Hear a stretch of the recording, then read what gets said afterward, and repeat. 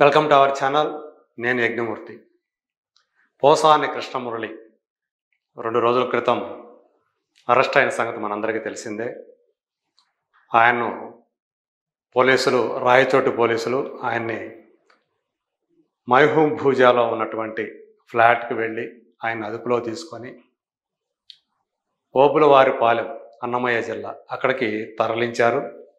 అక్కడ మెజిస్ట్రేట్ ముందు హాజరుపరిచారు. మెజిస్ట్రేట్ ఆయనకి 14 రోజుల రిమాండ్ విధించడం, దాంతో ఆయన రాజంపేట సబ్ జైలుకి తరలించడం ఇవన్నీ జరిగిపోయాయి. ఆయనకి ఖైదీ నెంబర్ 2261 అనే నంబర్ను కూడా కేటాయించారు.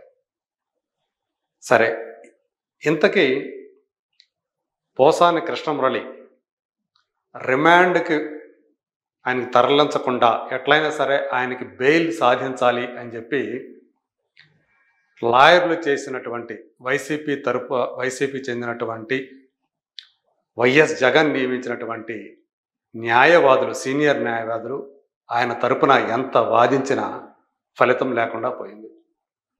ఈ మధ్యలో కోర్టుకి హాజరుపరచక ముందు పోలీసులు ఆయన నుంచి ఆయన వాదనను రికార్డ్ చేశారు.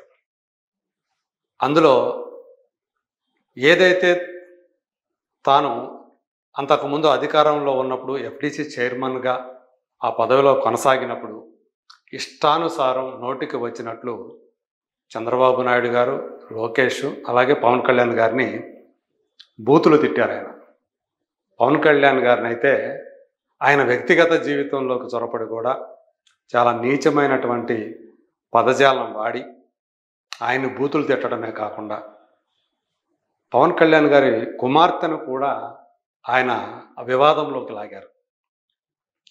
నీకు ఒక కూతురుంది, ఆమె పెద్దదవుతుంది, అప్పుడు నీ కంట రక్త కన్నీరు రాకపోతే చూడు అన్నట్టు ఆయన ఒక బెదిరించే ధోరణిలో ఆయన మాట్లాడారు. సోమాజిగూడ ప్రెస్ క్లబ్లో ఆయన ఆ పరుష పదజాలాన్ని, అసభ్యకరమైన అశ్లీలకరమైనటువంటి భాషని ఉపయోగించారు. అయితే నేనే తప్పు చేయలేదని మొదట బుకాయించినటువంటి పోసాని కృష్ణమురళి పోలీసులు ఆయనకి ఆ ప్రెస్ క్లబ్కు సంబంధించినటువంటి ఆయన వీడియోని ఆయన ముందు ప్రదర్శించడం, అది చూసి ఆయన కంగు తినటం జరిగిందని తెలుస్తూ ఉంది. ఇది మీరు మాట్లాడిందే కదా, ఇక్కడ ఉన్నది మీరే కదా, ఈ మాటలన్నీ మీ నోటి నుంచే వచ్చినాయి కదా, ఇదే కదా సాక్ష్యం.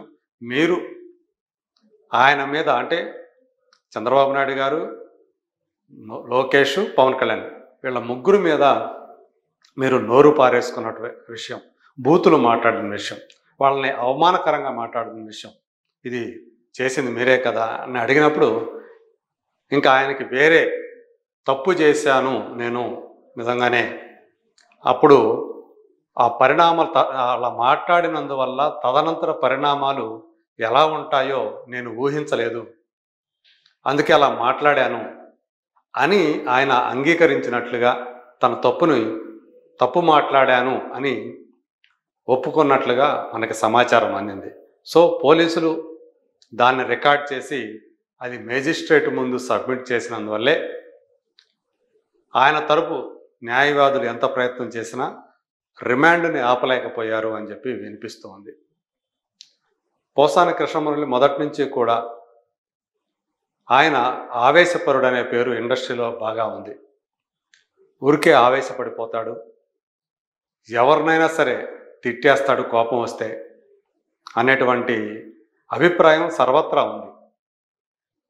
ఆయన ఎప్పుడైతే వైసీపీకి అనుకూలంగా మారి ఆ పార్టీ తరపున ఒక అధికార ప్రతినిధిగా వకాల్తా పుచ్చుకొని ఇష్టం వచ్చినట్టు వైసీపీకి సంబంధించినటువంటి ప్రత్యర్థుల మీద ఆయన మాటల దాడి చేయటం ద్వారానే ఎఫ్డీసీ చైర్మన్ పదవిని పొందారు అని చాలామంది భావిస్తారు. అదే విషయాన్ని పోలీసులు కూడా ఆయన ముందు ప్రస్తావించినట్టు సమాచారం. మీకు ఎఫ్డీసీ చైర్మన్ పదవి రావటంలో మీరు ఇలా మాట్లాడటం వల్లే, ఈ ధోరణిలో మాట్లాడటం వల్లే, చంద్రబాబు నాయుడు గారిని, పవన్ కళ్యాణ్ గారిని దూషించడం వల్లే మీకు ఈ పదవి వచ్చినట్లు భావిస్తున్నారంటే దానికి ఆయన సమాధానం చెప్పలేదని కూడా తెలుస్తూ ఉంది.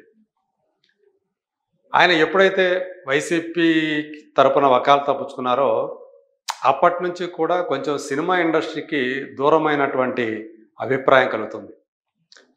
ఆ విషయాన్ని ఆయనే చెప్పుకున్నారు. నాకు ఇప్పుడు చంద్రబాబు నాయుడు గారిని తిట్టినందువల్ల, పవన్ కళ్యాణ్ గారిని తిట్టినందువల్ల నాకు వేషాలు రాకపోవచ్చు, నన్ను ఎవరు సినిమాల్లోకి తీసుకోకపోవచ్చు అని.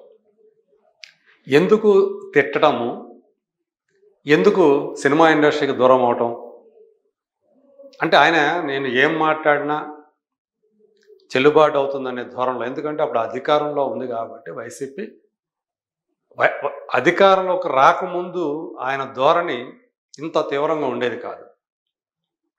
ఎందుకనో ఆయన మొత్తానికి తెలుగుదేశం పార్టీకి దూరం అయ్యారు. అంటే ఆయన ఆ పార్టీలో ఉన్నారని కాదు, అంతకుముందు అంత కఠినంగా అంత పరుషంగా చంద్రబాబు నాయుడుని ఉద్దేశించి ఎప్పుడు మాట్లాడాల. పవన్ కళ్యాణ్ గారిని అయితే ఆయన చాలా మెచ్చుకున్నారు ఒక సందర్భంలో. ఆయన ఇమేజ్ మామూలు ఇమేజ్ కాదు, దేశంలోనే చెప్పాలంటే ఆయన టాప్ స్టారు అన్న రీతిలో ఒకప్పుడు ప్రశంసల వర్షం కురిపించాడు. అలాంటి వ్యక్తి ఎప్పుడైతే తెలుగుదేశం పార్టీ జనసేన రెండూ కూడా కలిశాయో ఆయన స్వరం మారిపోయింది. పవన్ కళ్యాణ్ గారిని ప్రియతమైనటువంటి, అంటే మనం చెప్పలేని భాష, పత్రికలు రాయలేని భాష, పత్రికలే కాదు మామూలుగా మనం కూడా ఆ భాష రాయలేం, ఆ స్థాయిలో బూతులతోటి విరుచుకుపడ్డారు. ఇవన్నీ కూడా భూమి గుండ్రంగా ఉంటుందంటారు కదా, ఏదో ఒక రోజు అధికారం ఎల్లవేళలా మన దగ్గరే ఉండదు, మన చేతుల్లో ఉండదు, పరిస్థితులు తారుమారవుతాయి. ఇవాళ అధికారంలో ఉన్నవాళ్ళు రేపు ప్రతిపక్షంలోకి ఉండాల్సిన పరిస్థితి రావచ్చు.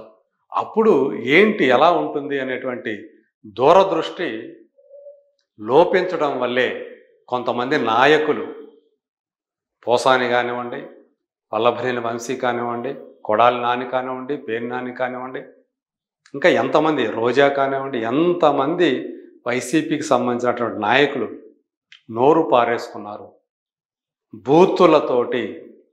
అంటే వాళ్ళు నోరు తెరిస్తే నోట్లో నుంచి వచ్చేది బూతుల వర్షమే.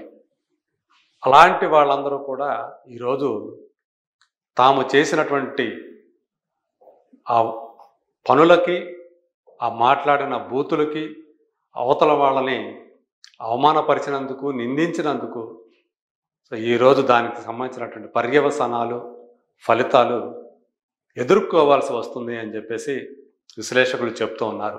సో ఏదేమైనప్పటికీ కూడా ఇప్పుడు పోసాని కృష్ణమురళి తాను చేసింది, ఆ మాటలు ఏవైతే తన నోటి నుంచి వచ్చాయో ఆయన నిజమని ఒప్పుకున్నారు, తప్పు చేశానని చెప్పేసి ఒప్పుకున్నారు.